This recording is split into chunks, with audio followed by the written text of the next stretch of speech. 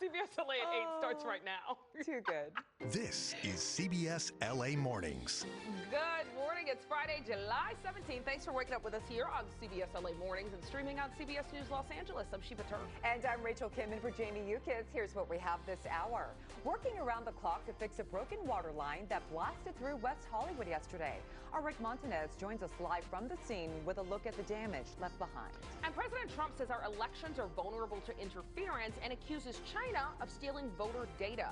An expert will break down the allegations and some newly declassified information. Riverside County shelters tell us they are at full capacity. So CBS LA is lending a hand. Coming up this hour, we'll introduce you to some adorable animals looking to win your hearts and find a foster or forever home. Oh, we can't wait to meet them. They're going to be so cute.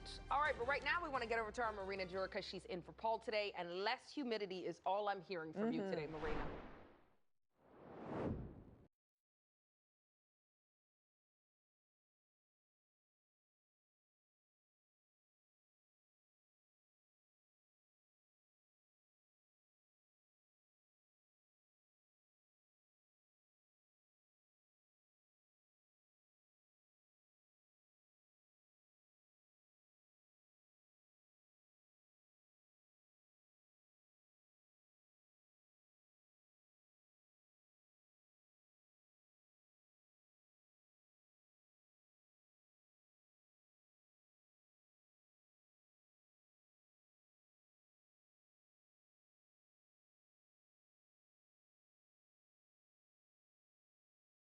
Thank you so much. I want to take you outside for a look at this issue in Riverside this morning. Also have a camera here too on this Friday morning, seeing lots of traffic here because of it. I also still have those closures in West Hollywood because of the water main break, which I'll take you to in just a second.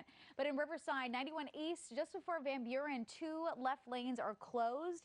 This is a look at the Caltrans cameras. So you can see all the activity. Ambulances on scene. You can still see the vehicles involved. Fire department also there too. And we do have some debris in the roadway this morning, so that will slow you down in that eastbound direction from La Sierra over to Van Buren. Westbound side, we also have a crash right at the same spot with the right lane blocked off. That's about a 6-minute ride from Madison to that exit.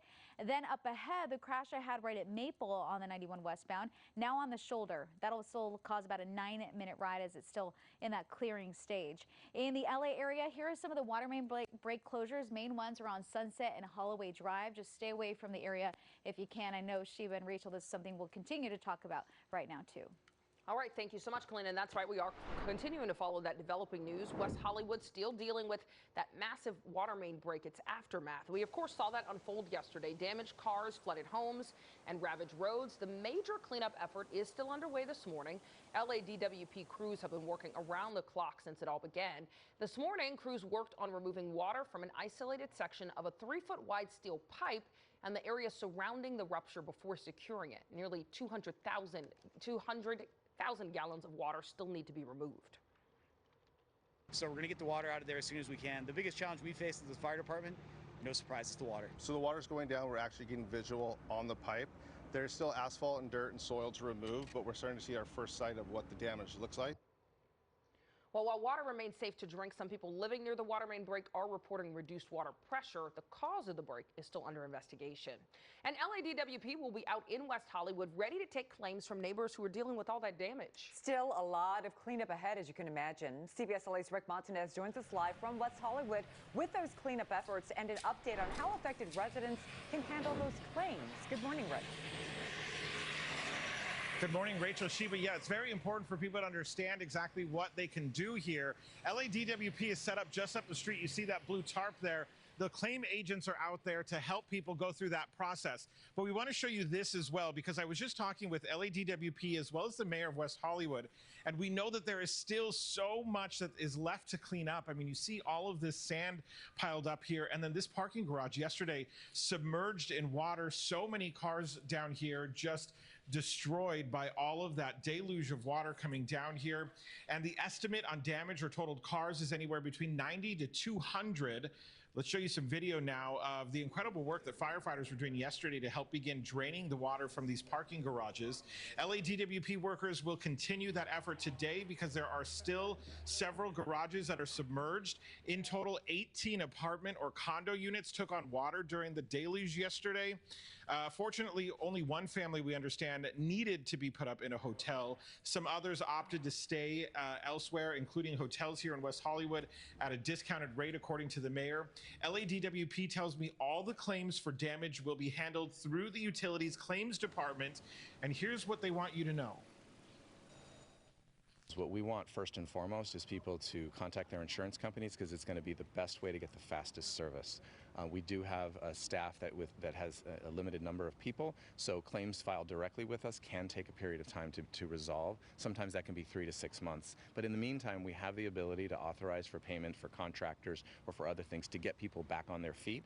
But to be made fully whole, if it's a claim with us, it can take some time. But first and foremost, we want them to work with their insurance company because usually that's a much faster route and a much more effective route toward getting service immediately, like a rental car or some other assistance. So LADWP says you can call them. You can come down here to Palm Avenue. They're outside of 1010 Palm Avenue where they're working. That's the building we're in right now. So they're just out front, those claims agents. They'll be here until 7 o'clock tonight. The city of West Hollywood says you can call or go to City Hall to get help as well. So they're trying to make this a smooth process, but we know that it will take a while for those claims to go through. So there's still going to be a lot to work through, but they say they're trying to help and trying to be fair with people who are going through all of this. They say so far 250 people have come forward to talk about claims. They don't have a hard number yet on how many claims have been filed at this point. Live in West Hollywood, Rick Montanez, CBS LA. Can't imagine what they're going through. Rick, thank you so much. The People's Republic of China carried out what is believed to be the largest compromise of election data in history. President Trump accusing China of obtaining the voter data of 220 million Americans and interfering in our elections. The president also claiming our election systems are vulnerable, but did not claim the results of any past elections had been changed or altered. Well, here to help us understand it all is senior editor at Notice, or News of the United States, Dave Leventhal. Dave, thanks for being with us this morning. Hey, my pleasure. Thanks for having me. Yeah, so we do want to start with what President Trump is alleging. He's saying that the U.S. voting system is not secured and that China got a hold of voter information. Break down what he is alleging further, please.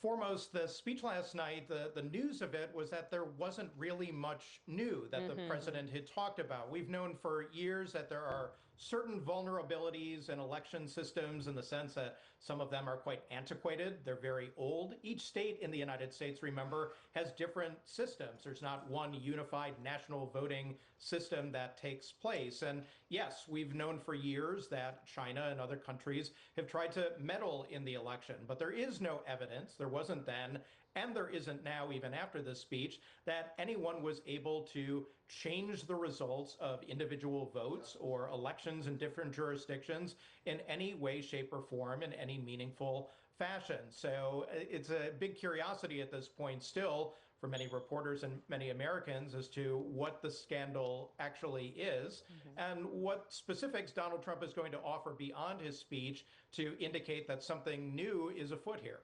And Dave, the White House released declassified information that they say exposes weak points in the voting system. Have you looked at this new information and what stands out to you? I have, and many of the documents that have been made available, and we expect that more will be made available in the coming days, especially after the Department of Homeland Security later today is supposed to offer a briefing up too on this very issue. Many of the documents that have been released are heavily redacted, that the information is not fully available, that they lack a sort of buttressing context for what these documents actually mean, or if they add up to anything that, again, goes above and beyond what we've already known about the way our elections have run. It's important to underscore that many election officials at this point, and those are election officials on the left and to some extent election officials on the right, say there's no reason to believe that the 2020 election or the 2024 election or any election at all was rigged or fraudulent or in any way that the American public should lose faith in the integrity of those elections. Some election officials have sort of likened this to China's efforts in all of this have been like them able to get the list of a class for a college class, but totally unable to change the results of any tests that were taken within those classes. So that's sort of the foundation right now that we're working from. Absolutely. And of course, a lot of people saying this conversation is for President Trump to continue to push for the SAVE Act to be passed. So tell us more about that. I know it's targeting voter registration laws. Absolutely. And there's no way to extract this from the politics of the moment, the speech last night, even though it was pointing